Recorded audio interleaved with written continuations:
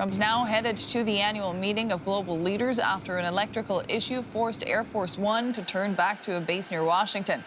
The journey continued with a 2-hour delay aboard a smaller jet.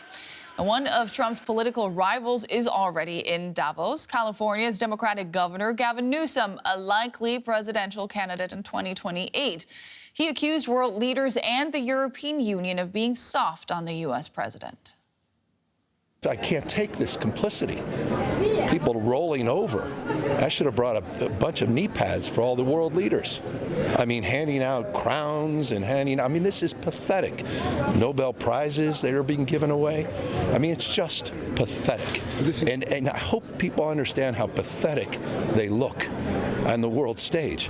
I mean, at least from an American perspective, it's embarrassing. So Europeans think this is diplomacy and this will ultimately this is work. Diplomacy with Donald Trump? He's a T-Rex. You mate with him or he devours you. One or the other. And people need to stand, but no, the Europeans could be if they continue down this path and process. They need to stand tall, stand firm, stand united. Tyson Barker is a senior fellow at the Atlantic Council, a nonpartisan American think tank. Tyson, welcome back to DW. Now, California Governor Gavin Newsom did not mince his words there just now. Just to give our viewers some context, he is, of course, a sworn enemy of President Trump. But in your opinion, does he have a point here?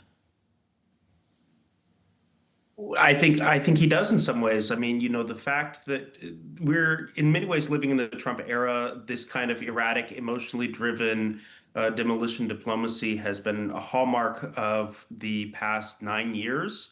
When Trump has been in office, we saw in 2017 that Chancellor Angela Merkel said that the world order that was reliant on the United States was to some extent over, and yet there hasn't been the real effort to build the guardrails and instruments to respond to this kind of erratic diplomacy. So I think he has a point. And Trump says he doesn't expect Europe to push back on his attempts to take Greenland. From what we've heard from leaders at Davos yesterday, is he correct in this assumption? Well, obviously, rhetorically, they are responding in kind. The response has been much stronger. The outrage, the threat to use anti-coercion instruments to think about trade retaliation, as Trump is intending to do himself and has done. But the question is, does the actions match the rhetoric? I mean, we have seen in both Brussels, Berlin, and elsewhere a real de-escalatory inclination. We saw that in the trade tensions over the summer with the U.S.-EU deal, which was concluded on very favorable terms to the Trump administration. And of course, that brought us just more to this point. So the question is, even if that inclination is de-escalatory, are they willing to take the big tools in hand? Mm-hmm. And I think the magnitude of this can't be overstated. The transatlantic relationship and NATO are essentially on the line here. What could be a true deterrent for Trump? I think there are two. One is, the pursuit of these proportional responses in the form of this anti-coercion tool, slapping the United States with much more muscular countervailing tariffs, excluding American companies, including, and frankly, many California companies, including tech giants, from procurement markets in Europe, really making it hurt for the U.S. economy. That's one response. And the other response that they could have is much more robust capacity to act in their security. There has been the deployment of more troops, European troops, Danish troops to Denmark, but much of it is still symbolic. There needs to be, on a much more compressed timetable, the willingness to build up the European pillar within NATO, because as we see, the ability to hold NATO together on an American foundation is weakening. Mm-hmm. Help us understand Trump here. On the one side, we have this aggressive rhetoric that is just becoming more and more intense. On the other hand, Trump said yesterday that NATO is going to be happy and we're going to be happy. In your opinion, is he sending mixed signals, or does that fit the plot? Both, frankly. I mean, this is classic Trump. Trump is very emotional. His diplomacy on Greenland is highly personalized. There is no national strategic interest for the United States to pursue Greenland. And as he has always done in all policy areas, be it healthcare, be it immigration, etc., he has always been both, belligerent in his rhetoric and said that everybody will be happy with the outcome. I mean, that is a standard kind of Trump approach, is to have it both ways. But that doesn't mean we don't know that we need to prepare for the more belligerent outcome, even as we hope for the better outcome. Of course, de-escalation efforts are going to take place there in Davos and are already happening behind the scenes. We saw these messages from world leaders that Trump posted on Truth Social there yesterday. But looking at the bigger picture, Canadian Prime Minister Mark Carney says the old order is not coming back. How much damage has been done already?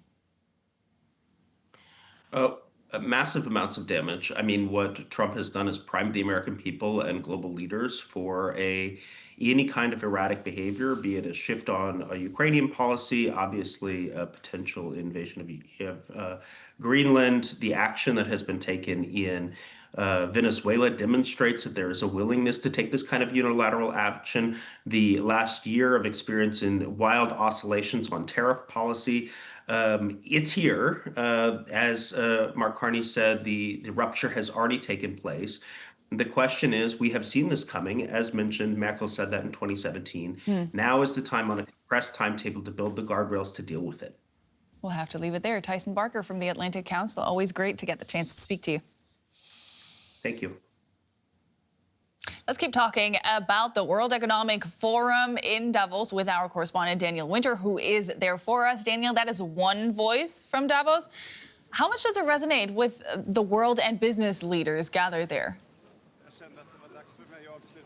Well, it seems that Donald Trump is going to get a frosty reception when he comes here, and a lot of the comments from leaders and delegates here are in line with what Gavin Newsom has been saying.